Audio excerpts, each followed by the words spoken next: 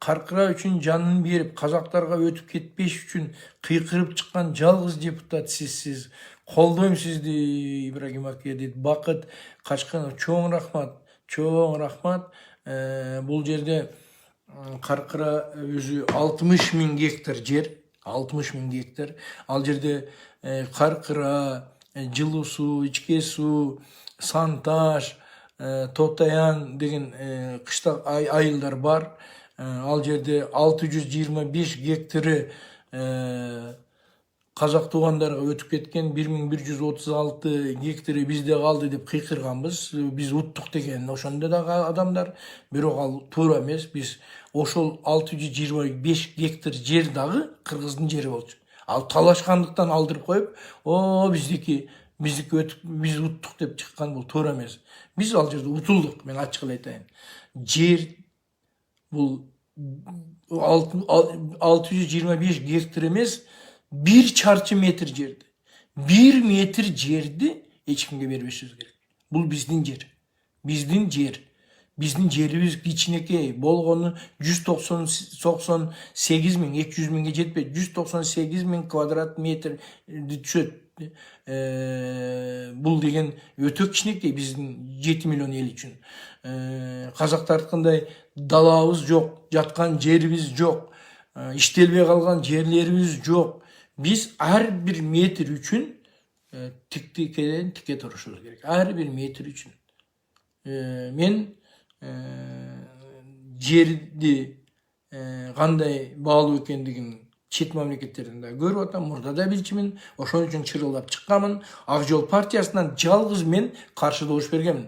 Каршы гана добуш бербестен айтканмын, сүйлөгөнмүн. Бул жерде азыр көпчүлүгү биз дагы bir видеону таппай койгонбуз. Ушул видеону дагы мени өткөндө президент дагы айтып кетпеди, Ибрагим Жунусов чырылдап, ыйлап турган эле деп. Ушул видеону дагы президент Садыр Жапаров таап берген 2010-жылы мага. Ошол таап берген. Менде мындай видео жок болчу. Дагы bir видео бар эле. Экөөбүз тең издеп ошону таппай койгонбуз 2010-жылы. Мен Нурсултан Назарбаевга түздөн түз кайрылган элем. Нурсултан Абыш уулу, Кыргыздын жерлерин эмне кыласыз талашып? Андан көрө Казактын жерлерин иштетип албайсызбы? Биз бир тууган элбиз. Сиздер менен эң жакын элбиз. Биздин кичинекей жерге көз артпай эле койбойсуздарбы деп айтканымы бир эле берүүдө берип, Ала Тоода түшкү чыгарышында. Кечки чыгарышында Раматтылык Мелис Эшимханов, менин досум, мага звонить эткен. Ибрагим дос, сенин бүгүнкү Нурсултан Абыш уулу деп кайрылганыңа өчүрдөдөн команда келди. Кечкурунку бербегиле деп атат. Мен эме ал команда берген кишинин атын да билем, аны айтпай эле коеюн, себеби ал киши да өтүп кеткен. Ал мага ушундай эскертүү берип атат.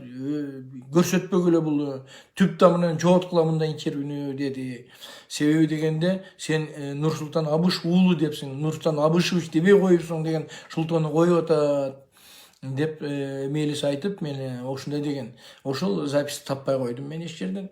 Көпчүлүгү айтат, бул Каркыра башка жердики жок. Каркыра менен 4 пансионат бирге каралган. Азыр эми ар ким арасы дей берет. Мен мен деле мынтип койдум, мен деле антип койдум дей беришет. Болгону ким кандай добуш берди, ошону эле карап коюңуздар. Урматтуу кыргыз элим, урматтуу шайлоочулар, силер болгону мана YouTube'да жүрөт. Ким кандай добуш бергенин фамилия менен карасаңыздар. Ошону эле карап койгула. Ким кандай сүйлөгөнүнө макул көңүл бурбасын. Добушту эле карап койгула. Ошол жерде бардыгы билинет. Мен ошол жерде компьютердун үстүн жаап, коду бар. Кээде булай көрүп атасыздар го, бирөөлөр келип басып коет. Ошо басып койбосун деп компьютерди өчүрүп, кодун бузуп чыгып кетип калган. Бирөө басып койбосун менин ордума деп. Мен каршы пикирим айтып чыгып кетип калгам ал жерден. Эми азыр ар ким ар нерсе дей берет. Негизи чындык бар экен го. Мына Каркыранын карага 2008-жылы апрелде каралган. Ошондон бери мына жүрбөйбү? Чындык бар. Кээ бир айтат, ошондо за берип койгондор. Мен Ибрагим мындай дей берет, жалган сөз бардыгы.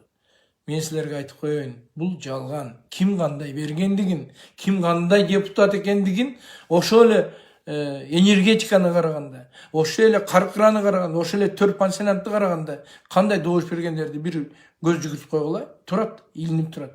Ошондо билесиздер. Чындык деген асманда эмес. Чындык деген жерде дагы эмес. Чындык деген ар бирибиздин жүрөгүбүздө болуш керек. Ар бирибиз өзүбүз үчүн жооп бериш керек.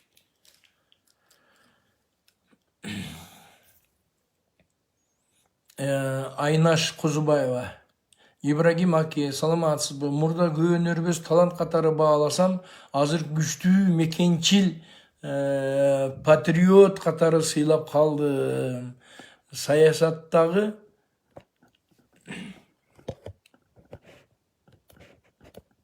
анын уланысы бар экен. Мен көрө албай атам уланысын. Айнаш Кузубаева, Айнаш эжеке, чоң рахмат ишеничиңизге. Мен сизге бир нерсени айтайын. Ырчы депутат дагы боло алат, министр дагы боло алат. А министр эч качан ырчы боло албайт. Мен сизге ушуну айтып коеюн. Ырчы бизге Кудайдан берилген. Сиз мени баалапсыз, сизге рахмат чоң.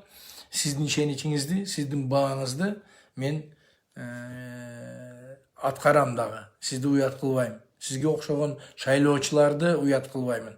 Кийин дагы өткөндө мага бир СМС келди, жакшы СМС.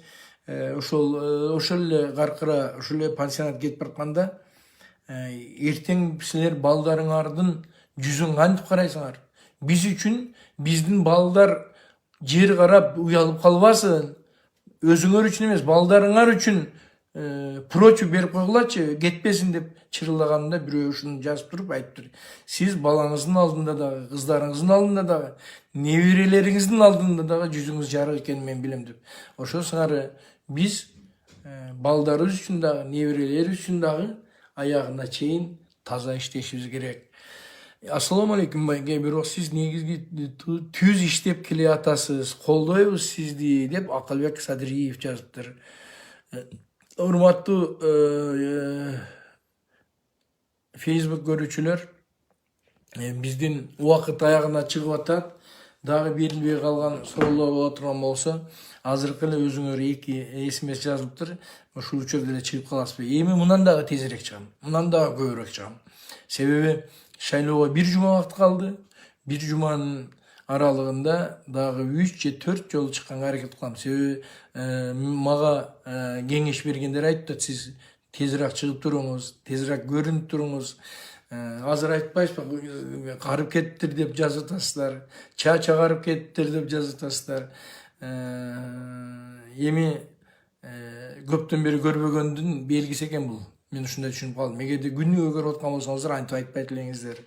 Мен силердин ишеничиңиздерди актаймын. Урматтуу кыргызстандыктар, урматтуу мекендештер, сиздер менен шайлоодон кийин дагы жолугушабыз, шайлоо учурунда дагы жолугушабыз. Мүмкүн болушунча көбүрөөк жолукканга аракет кылам. Бар болуңуздар, аман болуңуздар.